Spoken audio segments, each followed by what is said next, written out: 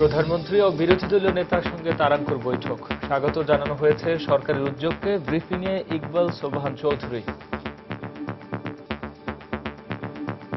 সংলাপের আহ্বান জানানো থেকে শুরু করে অন্তর্বর্তীকালীন সর্বদলীয় সরকার গঠনের যে আহ্বান তিনি দিয়েছিলেন সেগুলোকে তারা অত্যন্ত অ্যাপ্রিসিয়েট করেছে। আজকের বৈঠক নিয়ে কিছুই বলতে নারাজ বিএনপি। সব বিষয় নিয়ে আলাপ আলোচনা হয়েছে, কোনো ইস্যু এখন বলা যাবে না। রাজনৈতিক সহিংসতার প্রতিবাদে রাজধানীতে ব্যবসায়ীদের মানববন্ধন। 15 ডিসেম্বর সারা দেশে সাদা পতাকা মিছিল।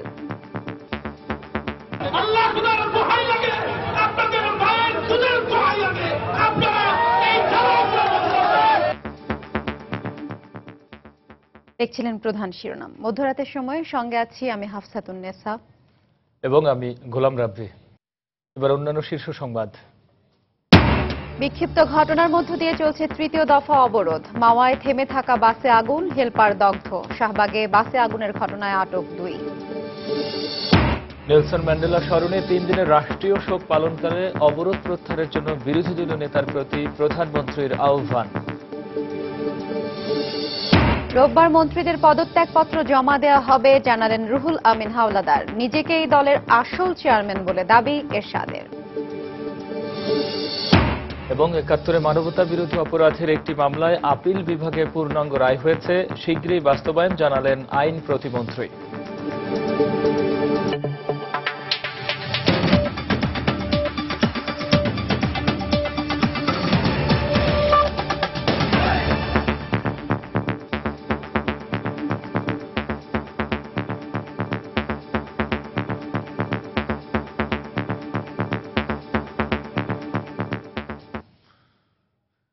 দশম জাতীয় সংসদ নির্বাচন অনুষ্ঠানে সংবিধানের বাইরে যাওয়ার কোনো সুযোগ নেই বলে জাতিসংঘকে জানিয়েছেন প্রধানমন্ত্রী Sheikh Hasina.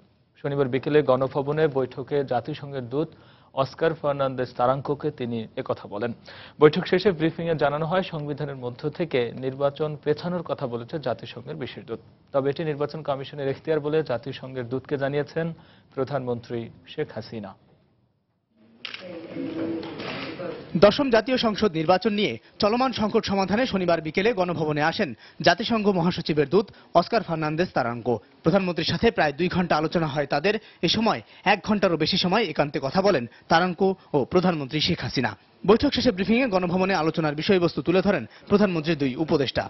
Assistant secretary general এই পয়েন্টটা বলেছেন কি ডেমোক্রেটিক প্রিন্সিপলস এবং সংবিধানের ভিতরে ইলেকশন হবে, এর মানে কেয়ারটেকার গভর্নমেন্ট এগুলি নিয়ে কোনো আলাপ হবেও না, হওয়ার এখন প্রয়োজনও নেই। কিভাবে এই ইলেকশনটি একটা ইভেন প্লেইং ফিল্ড, যেখানে সকলকে সমান সুযোগ দেওয়া যায়, যা কিছু করি সংবিধানের ভিতরে করব, এর বাইরে আমাদের যাওয়ার কোনো সুযোগ নেই।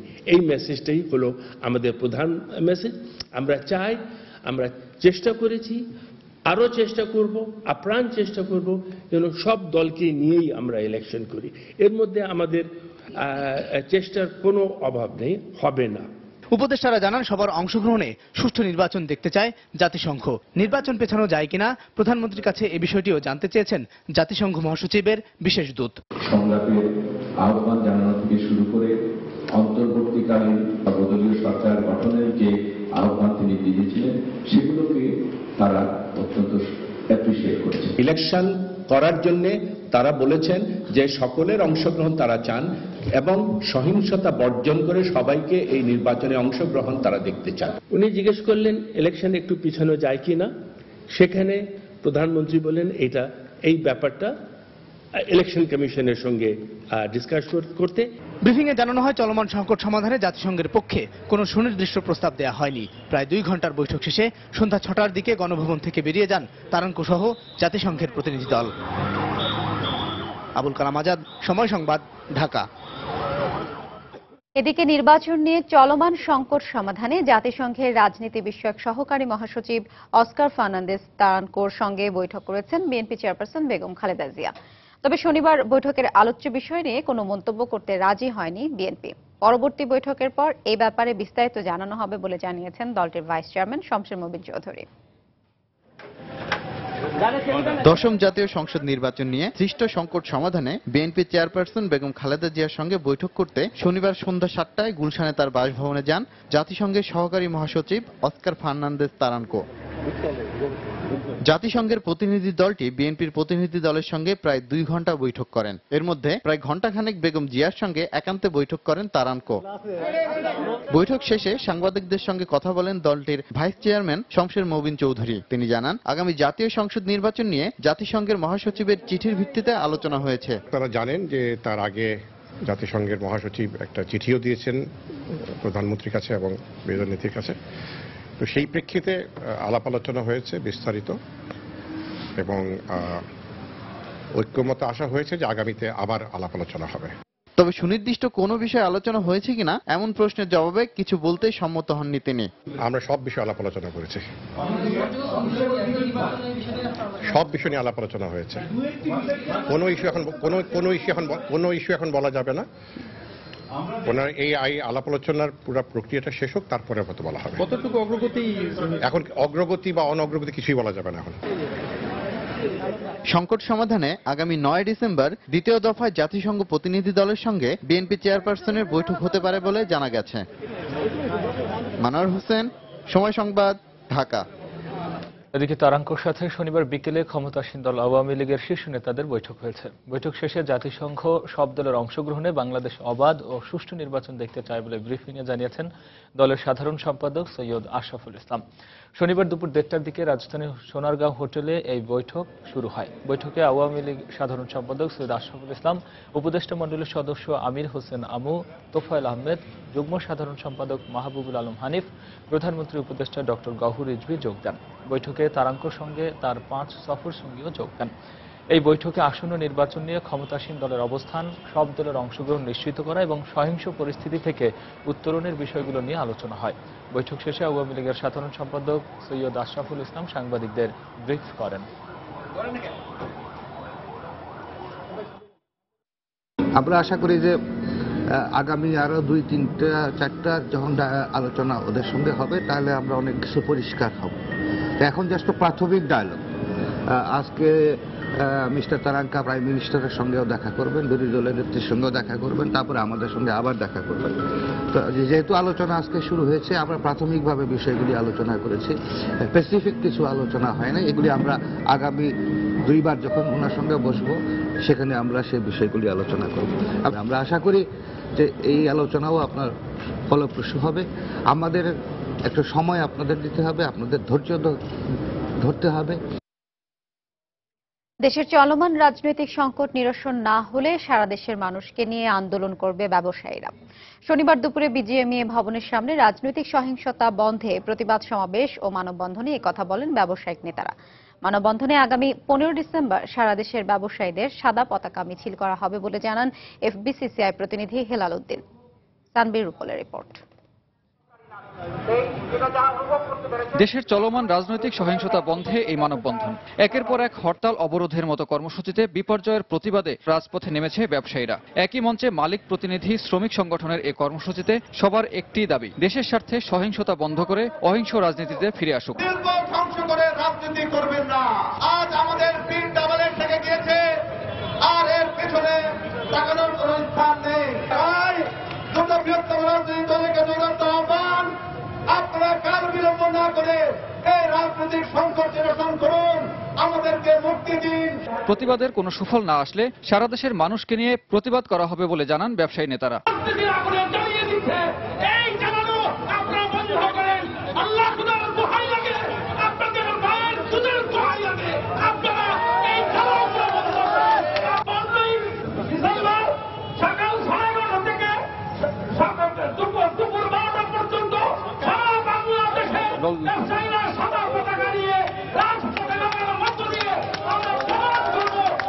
দুপুর 12টা থেকে শুরু হওয়া এই কর্মসূচিতে প্রতিবাদ সমাবেশ ও মিছিল করেছে ব্যবসায়ী নেতৃবৃন্দ। পরে প্রতিবাদে যোগ দিয়ে সুশীল সমাজের প্রতিনিধিরাও চলমান সংকট নিরসনের আহ্বান জানান।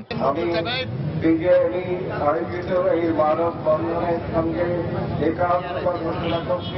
দুই নেত্রী শিগগিরই অচল অবস্থার সমাধান না করলে ব্যাংক ঋণ, কর পরিশোধ, শ্রমিকদের বেতন তথা শিল্প কারখানা অচল হয়ে যাবে বলে হুঁশিয়ার করেন ব্যবসায়ীরা বলছেন, এই মানববন্ধন শুধু প্রতিবাদী নয়, এটি অসুস্থ রাজনীতির প্রতি একটি ঘৃণার প্রতিচ্ছবি।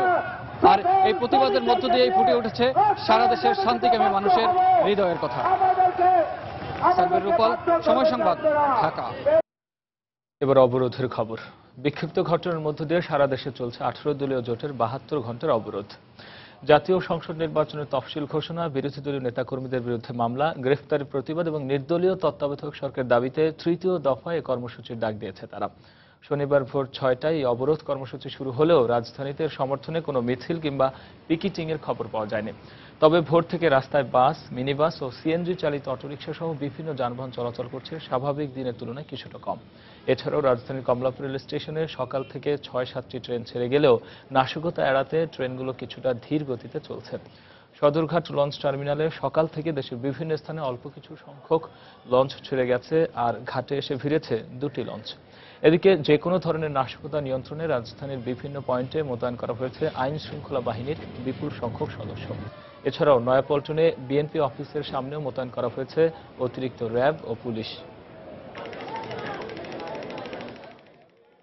এদিকে শুক্রবার গভীর রাতে মাওয়া ঘাটে একটি থেমে থাকা বাসে আগুন দেয় দুর্বৃত্তরা। এ সময় বাসটির ভেতর ঘুমন্ত অবস্থায় দগ্ধ হন আলমগীর নামে এক হেলপার। পুলিশ জানায়, রাত 2:30টার দিকে লৌহজংয়ের মাওয়ায় পার্কিং করা 2টি বাস ও ঘাটে থেমে থাকা 2টি লঞ্চে আগুন দেয় দুর্বৃত্তরা। এ সময় একটি বাসের ভেতর ঘুমিয়ে থাকা হেলপার আলমগীর দগ্ধ হন। পরে স্থানীয়রা এসে আগুন নিয়ন্ত্রণে আনে এবং মুমূর্ষু অবস্থায় আলমগীরকে ঢাকা মেডিকেল কলেজ হাসপাতালে পাঠানো হয়। বার্ন ইউনিটে কর্তব্যরত ডাক্তার জানালেন, শরীরে 20% পুড়লেও শ্বাসনালী ক্ষতিগ্রস্ত হওয়ায় তার অবস্থা আশঙ্কাজনক।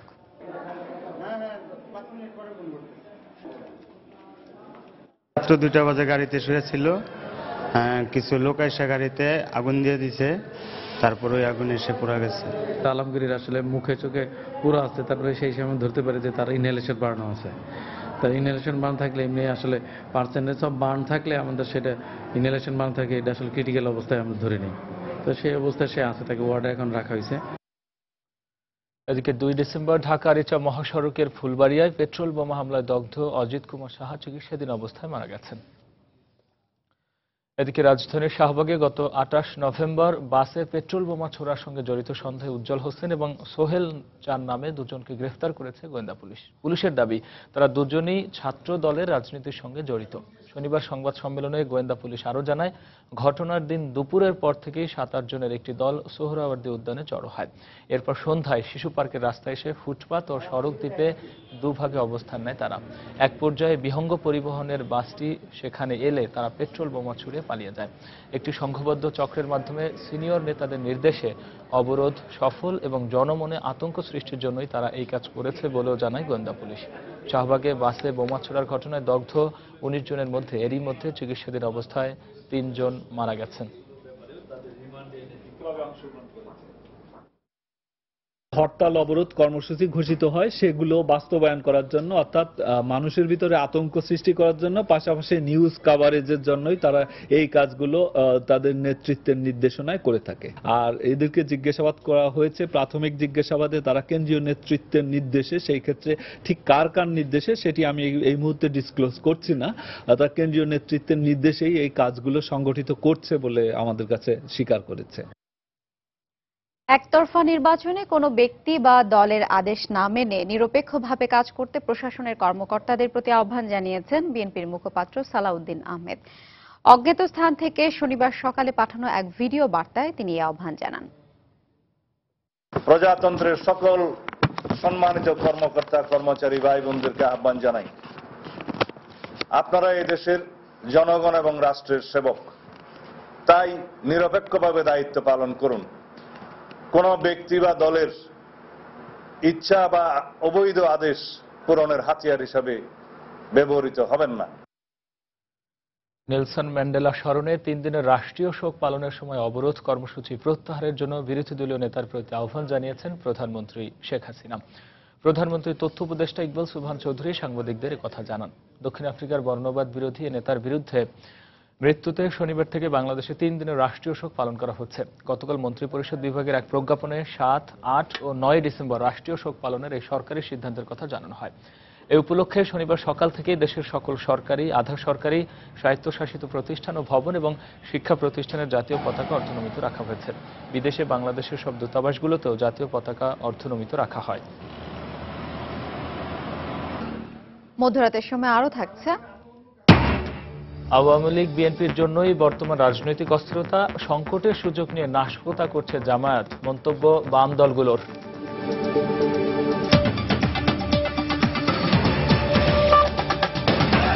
জাতীয় পার্টির যেসব নেতা সর্বদলীয় সরকারে অংশ নিয়েছেন তারা রোববার যে কোনো সময় পদত্যাগ করবেন বলে জানিয়েছেন দলের মহাসচিব রুহুল আমিন হাওলাদার।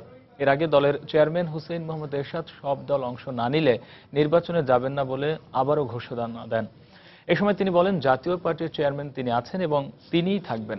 শুক্রবার বারিধারায় নিজ বাসভবন প্রেসিডেন্ট পার্কে সাংবাদিকদের তিনি এসব কথা বলেন। গত কয়েকদিনের মতো শনিবার দিনভর চলে সর্বদলীয় সরকারের মন্ত্রী ও জাতীয় পার্টি নেতাদের পদত্যাগ নিয়ে গুঞ্জন। দলের নেতাকর্মী ও গণমাধ্যম কর্মীদের অপেক্ষা কখন পদত্যাগ করতে যাচ্ছেন জাপার নেতারা। সকাল থেকে দিনভর চলে দফায় দফায় চেয়ারম্যানের সাথে দলীয় নেতাদের বৈঠক। সকালে নির্বাচনকালীন সরকারের প্রতিমন্ত্রী সালমা ইসলামের কাছে কখন বা কবে নাগাদ তারা পদত্যাগ করবেন এই বিষয়ে জানতে চাইলে তিনি স্পষ্ট করে কিছুই বলতে পারেননি। আমরা তো দিয়ে গেছি, এখানে আমাদের স্যারের কাছে দিয়ে গেছি, পার্টির চেয়ারম্যান উনি যা বলবে তাই আমাদের নিতে হবে। এই মুহূর্তে আমাকে কিছুই বলেনি এই ব্যাপারে। এরপর দলের মহাসচিব জানান রোববার যে কোনো সময় তারা পদত্যাগ পত্র প্রধানমন্ত্রীর কাছে জমা দেবেন। মাননীয় প্রধানমন্ত্রী তিনি কার্যালয়ে নেই, আগামী কালকে যে কোনো সময় আমরা তাদের অ্যাপয়েন্টমেন্ট নিয়ে আমরা সেখানে যাব এবং ইনশাল্লাহ আগামীকালকে আমরা জমা দেব। 3 জনের ব্যাপারে তারাও পদত্যাগ পত্র আমাদের কাছে দেবেন। এর আগে হুসেইন মোহাম্মদ এরশাদ সাংবাদিকদের জানান পদত্যাগ পত্র জমা দেওয়ার জন্য প্রধানমন্ত্রীর কাছে সময় চাওয়া হয়েছে। জাতীয় পার্টি নিজের অবস্থানে অনড় আছে। আমরা যে কথা বলেছি নির্বাচন করব না, সব দল না আসলে আমরা কখনো নির্বাচনে যাব না। আমি জাতীয় পার্টির চেয়ারম্যান, যতদিন জীবিত আছি চেয়ারম্যান থাকবো, ভারপ্রাপ্ত চেয়ারম্যানের কোনো সুযোগ এখানে নাই। এ সময় তিনি শুক্রবার বিকেল থেকে কয়েকটি গণমাধ্যম রওশন এরশাদ দলের নতুন চেয়ারম্যান হচ্ছে বলে যে সংবাদ প্রকাশ করেছে তার কোনো ভিত্তি নেই বলে জানান। এ ধরনের সংবাদ প্রচার করে জনগণকে বিভ্রান্ত করা হচ্ছে বলেও জানান এরশাদ। মৌসুমী ইসলাম, সময় সংবাদ, ঢাকা। এদিকে দলীয় গঠনতন্ত্রের 37 নম্বর ধারা অনুযায়ী কয়েকটি বিশেষ অভিযোগে এরশাদকে জাতীয় পার্টির চেয়ারম্যান পদ থেকে অপসারণ করার নোটিশ দেওয়া হয়েছে বলে জানিয়েছেন কাজী জাফর। তিনি বলেন, ঐতিহ্য অনুসারে এই নোটিশ পাওয়ার সাথে সাথে দলের সব রকম কাজ থেকে বিরত থাকবেন চেয়ারম্যান। 18 ডিসেম্বর জাতীয় পার্টির কাউন্সিলের পর দলটির নতুন কাঠামো জানানো হবে বলে জানান তিনি। গঠনতন্ত্রের 37 ধারা অনুযায়ী আমরা তাকে কয়েকটি বিশেষ অভিযোগে অভিযুক্ত করে তাকে চেয়ারম্যান পদে অপসারণ করার নোটিশ দিয়েছি এবং এই নোটিশের একটা ঐতিহ্য হচ্ছে নোটিশ পাওয়ার সাথে সাথে তিনি সব কাজ থেকে বিরত থাকবেন। যে 7 জন সদস্য গঠনতন্ত্রকে লঙ্ঘন করে তারা মন্ত্রিসভায় যোগ দিয়েছেন, গঠনতন্ত্র অনুযায়ী তারা প্রাথমিক সদস্য পদ হারিয়ে ফেলেছে। গণতন্ত্রের সংকট কাটাতে এই মুহূর্তে বড় দুই দলের ঐক্য দরকার বলে মনে করেন পর্যবেক্ষকরা। দলগুলো নিষ্ফল সংঘর্ষে লিপ্ত রয়েছে যাতে সবাই ক্ষতিগ্রস্ত হবে বলেও মনে করেন তারা। সংঘর্ষের মাত্রা আরও বাড়বে এমন আশঙ্কার কথা জানিয়ে তারা বলছেন সমঝোতার উদ্যোগ নিতে হবে সরকারকেই। সঞ্জীব রায় রিপোর্ট। 2 সপ্তাহ জুড়ে সংঘাতের কবলে দেশ, শহরে গ্রামে ঘটছে প্রাণহানি, চলছে ভিনদেশি দূতদের তৎপরতাও। এই ক্রান্তি লগ্নে প্রধান রাজনৈতিক দলগুলো কি পালন করতে পারছে যথাযথ ভূমিকা? সেই প্রশ্ন উঠে আসছে রাজনৈতিক বিশ্লেষকদের মধ্য থেকে। যেভাবে সংঘর্ষ শুরু হয়ে গেছে, এখন জেলে দেওয়া বা লুকিয়ে থাকা যেটাই করা হোক না কেন, এমন কতগুলো স্ট্রাকচার তৈরি হচ্ছে বিশেষ করে সংঘর্ষকে সামনে রেখে, সেটা ভবিষ্যতেও কিন্তু গণতন্ত্রের জন্য ক্ষতিকর। দুটি বড় রাজনৈতিক জোট একটি নিষ্ফল সংঘর্ষে লিপ্ত হয়ে আছে। আসলে সংঘর্ষের পরে দেখা যাবে যে সকলেই ক্ষতিগ্রস্ত হয়েছে, কেউ লাভবান হবে না। যেটা বুঝতে পারছেন না তারা, যে তাদের একে অপরকে ধ্বংস করে দেওয়ার মতো কোনো ক্ষমতা নাই। এই বড় দুই দল যতদিন একসাথে কাজ করবে, যতদিন একসাথে মিলে রাজনীতি করবে, ততদিন কোনোভাবেই সম্ভব না বাংলাদেশে তৃতীয় কোনো ফোর্স আসা। সরকার কিন্তু বিরোধী দলের যত মধ্যমপন্থী এবং নরমপন্থী নেতা আছেন তাদের সবাইকে কিন্তু কারাগারে নিক্ষেপ করছেন। তার মধ্যে চরমপন্থী নেতৃত্বের উত্থান উৎসাহিত করা হচ্ছে। প্রধান দুই দলের মধ্যে দূরত্বের মাত্রা বাড়ায় এরশাদের জাতীয় পার্টি যেমন বড় ফ্যাক্টর হচ্ছে, তেমনি বাড়ছে সুযোগ সন্ধানীদের ষড়যন্ত্র, এমনটাই পর্যবেক্ষণ এই বিশ্লেষকদের। যেহেতু এই বড় দুই দল আবার তাদের মধ্যে ফাটল, তখন এরশাদ স্বাভাবিকভাবে আরো পাওয়ারফুল হয়ে গেল। বর্তমান রাজনীতিতে যদি কোনো পরিবর্তন আনতে হয় সেটা সরকারি দলের পক্ষ থেকে উদ্যোগ নিতে হবে। এই ব্লেম গেমে তৃতীয়, চতুর্থ, পঞ্চম যারা ফোর্স আছে তারাই সুবিধাটা নিয়ে যাচ্ছে। সেটা থেকে মুক্ত হওয়ার সহজ উপায় হলো সমঝোতা। সেই সমঝোতাটা স্বাভাবিকভাবে সরকারি দলকে উদ্যোগ নিতেই হবে। আর বিদেশি দুতিয়ালির প্রভাব থেকে দেশের সার্বভৌমত্ব এবং মর্যাদা রক্ষায় বড় দুই দলের ঐকমত্যের কোনো বিকল্প নেই বলেও মনে করেন তারা। আমরা আমাদের সমস্যার সমাধান করতে পারি। সঞ্জীব রায়, সময় সংবাদ, ঢাকা। তারা আসবেন। জাতীয় নির্বাচনে অংশগ্রহণের জন্য বেগম খালেদা জিয়া ও এরশাদের ওপর কোনো চাপ প্রয়োগ করছে না সরকার। তবে জাতীয় পার্টি নির্বাচনে না এলেও সময় মতো সংবিধান অনুযায়ী নির্বাচন হবে। শনিবার জাসদ কার্যালয়ে এক বৈঠক শেষে এ মন্তব্য করেছেন জাসদ সভাপতি হাসানুল হক ইনু। সরকার কারো উপরে কোনো চাপ প্রয়োগ করে না, বেগম খালেদা জিয়ার উপরে কোনো চাপ প্রয়োগ করেনি, হোসেন মোহাম্মদ এরশাদের উপরে কোনো চাপ প্রয়োগ করেনি। যদি জাতীয় পার্টি অংশগ্রহণে না করে নির্বাচনী কাফেলা সংবিধানের লাইন ধরে তার গণতন্ত্রের পথে এগিয়ে যাবে। জাতীয় পার্টি নির্বাচনে যে ইতিবাচক সিদ্ধান্ত নিয়েছে সেই সিদ্ধান্তের উপরেই দাঁড়িয়ে থেকে নির্বাচনী এবং সাংবিধানিক প্রক্রিয়াকে সফল করতে সহযোগিতা করবে। বিরোধী দল যতই সহিংস হবে ততই তারা জনগণ থেকে বিচ্ছিন্ন হয়ে পড়বে বলে মন্তব্য করেছেন ঢাকা মহানগর আওয়ামী লীগের সাধারণ সম্পাদক মোফাজ্জল হোসেন চৌধুরী মায়া। শনিবার সকালে বঙ্গবন্ধু এভিনিউতে অবরোধ বিরোধী এক অবস্থান কর্মসূচিতে তিনি বিরোধী দলকে নির্বাচনে আসার আহ্বান জানান। গুহার ভিতর পালিয়ে থেকে আজকে তারা কোথায় ফরমান জারি করে আন্দোলন চালাচ্ছে। এতে জনগণ এই রাজনীতি বাংলার জনগণ অতীতও করে বিশ্বাস করে নাই, এখনো করে না, ভবিষ্যতে করবে না। যদি সত্যিকারের সাহস থাকে রাজপথে এসে জনতাকে ঐক্যবদ্ধ করে তাদের দাবি দাবা নিয়ে রাজপথে আসলে আমরা তাদেরকে স্বাগত জানাবো। ৭১ মানবতা বিরোধী অপরাধের একটি মামলায় সুপ্রিম কোর্টের আপিল বিভাগে পূর্ণাঙ্গ রায় হয়েছে, যা শিগগিরই বাস্তবায়ন করা হবে বলে জানিয়েছেন আইন প্রতিমন্ত্রী অ্যাডভোকেট কামরুল ইসলাম। শনিবার সকালে রাজধানীর সিরডা মিলনায়তনে বাংলাদেশ হেরিটেজ ফাউন্ডেশন আয়োজিত এক অনুষ্ঠানে তিনি বক্তব্য রাখেন। অনুষ্ঠানে বক্তারা মানবতা বিরোধী অপরাধীদের বিচারে অপপ্রচারের বিরুদ্ধে সোচ্চার হওয়ার আহ্বান জানান। আন্তর্জাতিক অপরাধ ট্রাইব্যুনালে ৭১ মানবতা বিরোধী অপরাধের দায়ে একাধিক অভিযুক্তের বিরুদ্ধে চলছে বিচার প্রক্রিয়া। এরই মধ্যে দেয়া হয়েছে একাধিক রায়। শনিবার সকালে রাজধানীর সিলডাপ মিলনায়তনে বাংলাদেশ হেরিটেজ ফাউন্ডেশন আয়োজিত global impact of war crimes justice process in Bangladesh শীর্ষক সেমিনারে আইন প্রতিমন্ত্রী বলেন, এই বিচারের মাধ্যমে আন্তর্জাতিক অঙ্গনে বাংলাদেশ নজির স্থাপন করেছে। একটি রায় আমাদের হাতে এসেছে যেটি কার্যকর করার অপেক্ষায় আছে। আমরা আশা করছি যথাশীঘ্র ওই রায়টি আমরা কার্যকর করতে পারব। আমরা বিচারটা করছি স্বচ্ছভাবে, কোন রকম প্রশ্নবিদ্ধ বিচার আমরা করছি না। বিশ্বের সকল কর্নার থেকে আমরা কিন্তু এই বিচারটার স্বচ্ছতা সম্পর্কে কোনো প্রশ্ন উঠাইনি। এই বিচারটার বিরুদ্ধে কথা বলার চেষ্টা করছেন, আন্দোলন করার চেষ্টা করছেন, বাধাগ্রস্ত করার চেষ্টা করছেন, কিন্তু কোন রকম রক্তচুপড়ি আমাদের বিচারটাকে প্রতিবন্ধকতার সৃষ্টি করতে পারেনি। অনুষ্ঠানে হেরিটেজ ফাউন্ডেশনের চেয়ারম্যান ওয়ালিউর রহমান অভিযোগ করেন, তথাকথিত কিছু মানবাধিকার সংগঠন ৭১ যুদ্ধাপরাধীদের পক্ষ নিয়ে বিচার কাজ প্রশ্নবিদ্ধ করতে আন্তর্জাতিকভাবে প্রচারণা চালাচ্ছে। জামাত একলা না, কিন্তু তার সাথে তো পাকিস্তান তো আছেই, অন্যান্য কিছু রাষ্ট্র আছে, কিন্তু ইসলামিক ব্রাদারহুড ওদেরকে সবচেয়ে বড় সমর্থন দিচ্ছে। এই সময় সাউথ এশিয়া ডেমোক্রেটিক ফোরামের এক্সিকিউটিভ ডিরেক্টর পাওলো ক্যাসাকা চলমান সহিংসতায় পেট্রোল বোমা ব্যবহারের সমালোচনা করে বলেন, সহিংসতা চালিয়ে কেউ বিচার কাজকে প্রভাবিত করতে পারবে না। ওয়েস্টার্ন অথরিটি, ইউরোপীয় কমিশন এবং যুক্তরাষ্ট্রকে বলবো এখানে কি হচ্ছে। যারা এসব সহিংসতা ঘটাচ্ছে তাদের নেটওয়ার্কের সঙ্গে যুক্তদের সব ধরনের সাহায্য সহযোগিতা বন্ধ করে দিতে বলবো। বক্তারা আরো বলেন, যুদ্ধাপরাধী ও তাদের সহযোগীরা আন্তর্জাতিক অপরাধ ট্রাইব্যুনালের সমালোচনা করলেও আইন বা বিচার প্রক্রিয়ায় কি ধরনের ত্রুটি রয়েছে সে ব্যাপারে কিছু বলতে পারছে না। আব্দুল আলিমের বিচার হলো। ইশরাত জাহান, সময় সংবাদ, ঢাকা। আরেকবার জানিয়ে দিচ্ছি এখন পর্যন্ত শীর্ষ সংবাদগুলো। রাজনৈতিক সংকট নিয়ে প্রধানমন্ত্রী ও বিরোধী নেতার সাথে জাতিসংঘ মহাসচিবের বিশেষ দূত তারানকোর বৈঠক। রাজনৈতিক সহিংসতার প্রতিবাদে রাজধানীতে ব্যবসায়ীদের মানববন্ধন, 15ই ডিসেম্বর সারা দেশে সাদা পতাকা মিছিল করার ঘোষণা। বিক্ষিপ্ত ঘটনার মধ্য দিয়ে চলছে তৃতীয় দফা অবরোধ, মাওয়ায় থেমে থাকা বাসে আগুন, হেলপার দগ্ধ, শাহবাগে বাসে আগুনের ঘটনায় আটক 2। নেলসন ম্যান্ডেলা স্মরণে 3 দিনের রাষ্ট্রীয় শোক পালন করে অবরোধ প্রত্যাহারের জন্য বিরোধী দলীয় নেতার প্রতি প্রধানমন্ত্রীর আহ্বান। রোববার মন্ত্রীদের পদত্যাগপত্র জমা দেওয়া হবে, জানালেন রুহুল আমিন হাওলাদার। নিজেকেই দলের আসল চেয়ারম্যান বলে দাবি এরশাদের। এবং ৭১ মানবতা বিরোধী অপরাধের একটি মামলায় আপিল বিভাগে পূর্ণাঙ্গ রায় হয়েছে, শিগগিরই বাস্তবায়ন, জানালেন আইন প্রতিমন্ত্রী।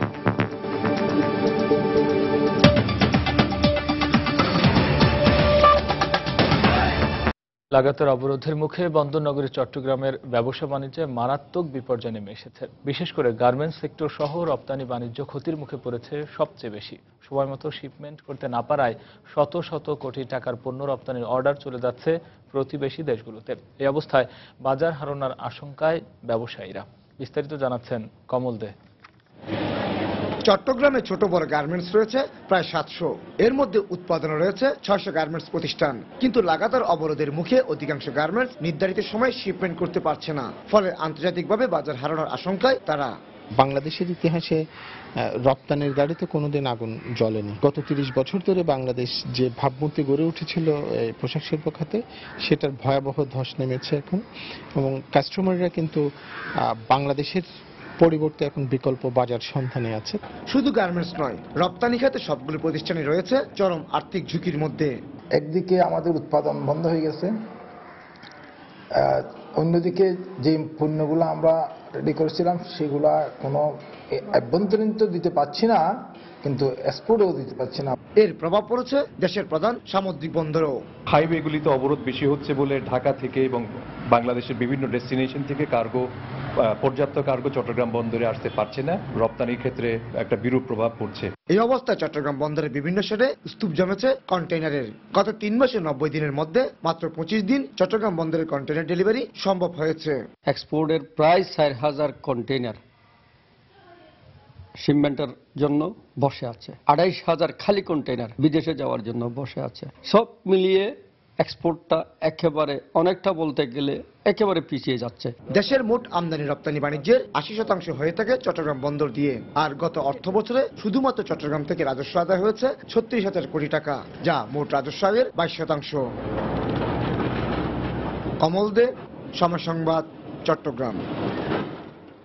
টানা অবরোধের ফাঁদে গোটা দেশ, আর তার শিকার হচ্ছেন মাধ্যমিক ও উচ্চ মাধ্যমিকের নানা শ্রেণীর পরীক্ষার্থীরা। অনেক স্কুলেই ডিসেম্বরের মধ্যে পরীক্ষা শেষ হবার কথা থাকলেও অবরোধের কারণে স্থগিত পরীক্ষাগুলো কবে হবে তা বলতে পারছেন না কেউই। এ নিয়ে দুশ্চিন্তা আর অনিশ্চয়তার মধ্যে রয়েছেন পরীক্ষার্থী, অভিভাবক ও শিক্ষকরা। সরকারের পক্ষ থেকে নানা ধরনের পদক্ষেপ নেওয়া হলেও অনিশ্চয়তা কাটছে না কোনোভাবেই। বিস্তারিত সাতিরা শারমিনের রিপোর্টে।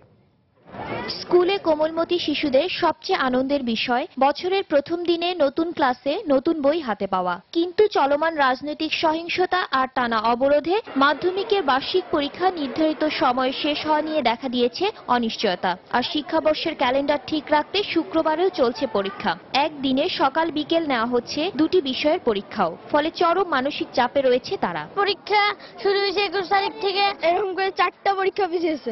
একই রকম পড়া বারবার পড়তে ভালো লাগে না, জানিও না যে আমরা যে কবে পরীক্ষা হবে। তারা অবরোধ না দিলেই তো হয়, আমাদের পরীক্ষাটা তাড়াতাড়ি হয়ে যায় আর আমরা নতুন বই তাড়াতাড়ি পাই। এতে সন্তানের ভবিষ্যৎ নিয়ে উদ্বিগ্ন অভিভাবকেরা। কোনো পরীক্ষায় হচ্ছে না ঠিক মতো, আমরা গার্জিয়ান হিসেবে আমরা সাফার করি। যেমন আমাদের বাচ্চারা এখন আর পড়তে চাচ্ছে না। পরীক্ষা শেষ হওয়ার পরে রেজাল্ট কবে, ভর্তির কি হবে, ঠিক মতো ক্লাস হবে কিনা, রাজনৈতিকভাবে সমাধান করে দিলে আমরা যারা আছি গার্জিয়ানরা আমরা সবাই বেঁচে যাই। অন্যদিকে নতুন বছরের ক্লাস শুরুর সব প্রস্তুতি থাকলেও স্কুলগুলোকে নির্ভর করতে হচ্ছে রাজনৈতিক পরিস্থিতির উপর। যেই দিন পরিস্থিতি স্বাভাবিক থাকবে, সেটা যেই দিনই হোক না কেন বাচ্চারা আসবে। শুক্রবারে তো সাধারণত অবরোধ থাকে না, শুক্রবারে আমরা তো নিবই, অন্য যেদিনই অবরোধ থাকবে না ওই দিনই আমরা পরীক্ষা নিয়ে নিব। এই অবস্থায় পরিস্থিতি বিবেচনা করে সিদ্ধান্ত নেওয়া হবে বলে জানিয়েছেন মাধ্যমিক ও উচ্চশিক্ষা অধিদপ্তরের এই শীর্ষ কর্মকর্তা। আমি যেমন বসবো ঢাকায়, তেমনি ভাবে আমাদের ডিডি আছে 9টি অঞ্চলে 9 জন আঞ্চলিক ডিডি বসে দেখার জন্য যে কোন স্কুল কতটুকু পিছিয়ে আছে, কি করা যায়। বছরের প্রথম দিনেই ক্লাস নিশ্চিত করতে অধিদপ্তর কাজ করে যাচ্ছে বলেও জানান তিনি। শাতিলা শারমিন, সময় সংবাদ, ঢাকা। বর্তমানে রাজনৈতিক অস্থিরতার জন্য আওয়ামী লীগ ও বিএনপিকেই দায়ী করেছে বামপন্থী দলগুলো। শনিবার সকালে বাংলাদেশের কমিউনিস্ট পার্টি সিপিবি এবং বাংলাদেশের সমাজতান্ত্রিক দল বাসদ নাশকতা বন্ধের দাবিতে কেন্দ্রীয় শহীদ মিনারে এক অবস্থান কর্মসূচিতে নেতারা এমন অভিমত প্রকাশ করেন। কর্মসূচিতে অবরোধের নামে হত্যা ও নাশকতা বন্ধের দাবি জানায় তারা। সিপিবির সভাপতি মুজাহিদুল ইসলাম সেলিম বলেন, বর্তমান অস্থিরতাকে পুঁজি করে জামায়াত শিবির সারা দেশে নাশকতা চালাচ্ছে। বাংলাদেশকে জামায়াত পাকিস্তানি রাষ্ট্রে পরিণত করার পায়তারা করছে বলেও অভিযোগ করেন বক্তারা। কয়শো মানুষ মৃত্যুবরণ করলো, এর দায় বিএনপিকে যেমন নিতে হবে, প্রধানমন্ত্রী শেখ হাসিনাকেও নিতে হবে। আপনি উদাসীন থেকে আপনি চোখ সরিয়ে দিয়ে মানুষকে মিথ্যা আশ্বাস দিয়ে যে আপনারা কোনো চিন্তা করেন না, সবকিছু শান্তিপূর্ণ রাখতে সক্ষম হব। কোথায় সরকার? কেন আজকে জনগণের জীবনের নিরাপত্তা বিধান করতে পারছে না? মৃত লাশের উপর দাঁড়িয়ে তারা ক্ষমতায় যাওয়ার ব্যবস্থা করছেন। ফলে এই অবস্থা থেকে এটা অত্যন্ত পরিষ্কার যে কথাটা আমরা এতদিন ধরে বলে আসছি, যে বাংলাদেশে যেই ধারায় রাজনীতি চলছে, এটা যত দিন যাবে তত মানুষকে দুর্ভোগের মধ্যে ফেলবে। দু দলের ক্ষমতার দ্বন্দ্বে ভুক্তভোগী হচ্ছে সাধারণ মানুষ, আর অবরোধের নামে চলছে জ্বালাও পোড়াও, মানুষ হত্যা। এমন অভিযোগ করে এর বিরুদ্ধে সাধারণ মানুষকে সোচ্চার হওয়ার আহ্বান জানিয়েছেন সুশীল সমাজের প্রতিনিধিরা। অবরোধে মানুষ হত্যা বন্ধের আহ্বান জানিয়ে শনিবার বিকেলে শাহবাগে বিভিন্ন সামাজিক সংগঠন আয়োজিত মানববন্ধন ও বিক্ষোভ সমাবেশে এই আহ্বান জানান তারা। এ সময় তারা বলেন, আমেরিকার স্বার্থ রক্ষা টিকফা চুক্তির বিষয়ে দুদল এক হলেও ক্ষমতায় যাওয়ার দ্বন্দ্বে সাধারণ মানুষের গণতান্ত্রিক অধিকার ক্ষুণ্ণ হচ্ছে। আর এই রাজনৈতিক অস্থিরতার সুযোগ নিয়ে এক শ্রেণীর সুবিধাভোগী দেশের অরাজকতা সৃষ্টি করে দেশকে তালেবানি রাষ্ট্রে পরিণত করে যুদ্ধাপরাধীদের রক্ষা করতে চায় বলেও অভিযোগ করেন তারা। সময়ের ব্যাপার যে এদেরকে আমরা কাঠগড়ায় দাঁড় করাতে পারবো। এই যে যারা নির্দেশ দিয়েছে বাসে পেট্রোল বোম মারো, ট্রেন লাইন খুলে ফেলো, বাসে আগুন লাগিয়ে দাও, এরা দেশের শত্রু, মানুষের শত্রু। এদের সাথে কখনো আপোষ হতে পারে না। বর্তমানে আওয়ামী লীগ এবং বিএনপির ভেতরে যে ক্ষমতার লড়াই এবং দ্বন্দ্ব দেখছি, সেইটা কি কোনো আদর্শকে ভিত্তি করে?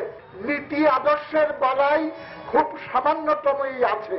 আসেন আমরা দল মত নির্বিশেষে আবার গণজাগরণ মঞ্চের মতো নতুন করে একটা জাগরণ করে তুলি। শুধু তার নিজের দলের কথা চিন্তা করে যখন তারা কর্মসূচি দেয়, তখন এটা সবচেয়ে বেশি ক্ষতিগ্রস্ত হচ্ছি আমরা এই দেশের মানুষ। সহিংস রাজনীতির জন্য বিরোধী দলকে দায়ী করে বন ও পরিবেশ মন্ত্রী ডক্টর হাসান মাহমুদ বলেছেন, জ্বালাও পোড়াওয়ের সাথে জড়িতরা যেই হোক না কেন তাদেরকে আইনের আওতায় আনা হবে। শনিবার বিকেলে চট্টগ্রাম মেডিকেল কলেজ হাসপাতালে অবরোধের সহিংসতায় আহত দেখতে গিয়ে তিনি এসব কথা বলেন। এই সমস্ত কিছুর মূল পরিচালনাকারী হচ্ছেন মাননীয় বিরোধী দলের নেত্রী বেগম খালেদা জিয়া। সরকার অনেক ধৈর্য ধরেছে, কিন্তু এই ধরনের সহিংসতা, মানুষের উপর আক্রমণ রাজনৈতিক কর্মসূচির নামে যদি অব্যাহত থাকে, তাহলে তিনি যেই হোক তার বিরুদ্ধে সরকার এবং জনগণ ব্যবস্থা নিতে বাধ্য হবে।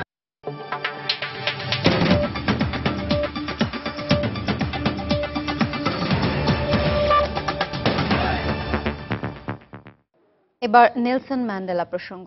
দক্ষিণ আফ্রিকার বর্ণবাদ বিরোধী আন্দোলনের অবিসংবাদিত নেতা নেলসন ম্যান্ডেলার শেষকৃত্যানুষ্ঠান হবে আগামী 15 ডিসেম্বর রোববার। রাষ্ট্রীয়ভাবে এই অনুষ্ঠান আয়োজন করা হবে বলে ঘোষণা দিয়েছেন প্রেসিডেন্ট জ্যাকব জুমা। শুক্রবার রাজধানী জোহানেসবার্গে এক ঘোষণায় জুমা বলেন, মহান নেতা ম্যান্ডেলার আত্মার শান্তির জন্য আগামী রোববার আনুষ্ঠানিকভাবে প্রার্থনা ও শেষকৃত্যানুষ্ঠান পালন করা হবে। এছাড়া আগামী মঙ্গলবার সর্বসাধারণের জন্য জোহানেসবার্গ স্টেডিয়ামে তার মরদেহ প্রদর্শন করা হবে। সবশেষে তাকে নিজ গ্রাম কুনুতে সমাহিত করা হবে বলে জানান জুমা। এদিকে মার্কিন প্রেসিডেন্ট বারাক ওবামা ও ফার্স্ট লেডি মিশেল ওবামা ম্যান্ডেলাকে শেষ শ্রদ্ধা জানাতে দক্ষিণ আফ্রিকা যাবেন বলে হোয়াইট হাউসের পক্ষ থেকে নিশ্চিত করা হয়েছে।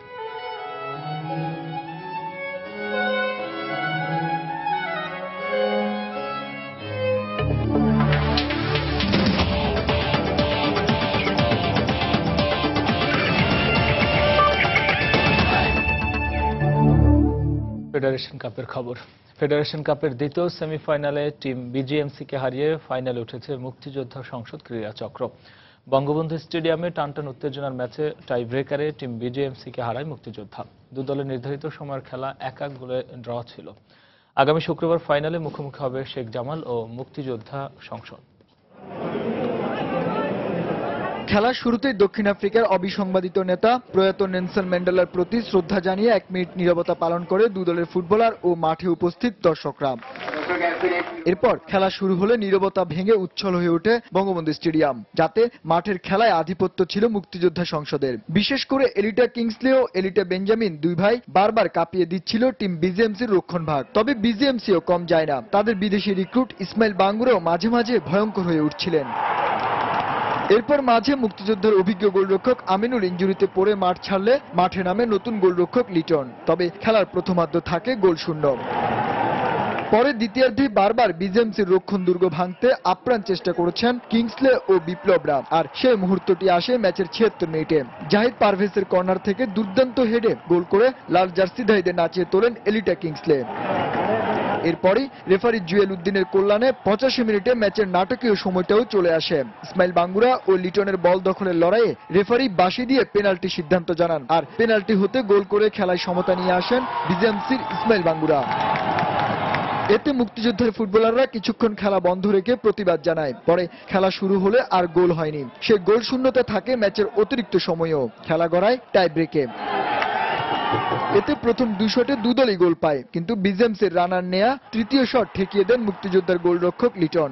পরে পঞ্চম শটে এলিটা কিংসলে গোল করে 7 বছর পর ঘরোয়া ফুটবলে ফাইনালে ওঠার আনন্দে মাতায় মুক্তিযোদ্ধা সংসদকে। শান্ত বিশ্বাস, সময় সংবাদ, ঢাকা।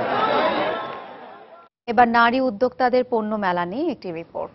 নগরবাসীর চিত্ত বিনোদনের জোয়ারে কোনো বাঁধ দিতে পারেনি 18 দলীয় জোটের টানা অবরোধ। গত সপ্তাহে বেঙ্গল ফাউন্ডেশন ও আইটিসি এসআরএ আয়োজিত দ্বিতীয় উচ্চাঙ্গ সঙ্গীত উৎসবের পর শনিবার শেষ হলো 3 দিন ব্যাপী নারী উদ্যোক্তা পণ্য মেলা। প্রতি বছরের মতো এবারও এই আয়োজনগুলোতে ছিল সাধারণ মানুষের উপচে পড়া ভিড়। অবরোধের মধ্যেই পরিবার পরিজন নিয়ে অনুষ্ঠান উপভোগ করলেন ঢাকাবাসী।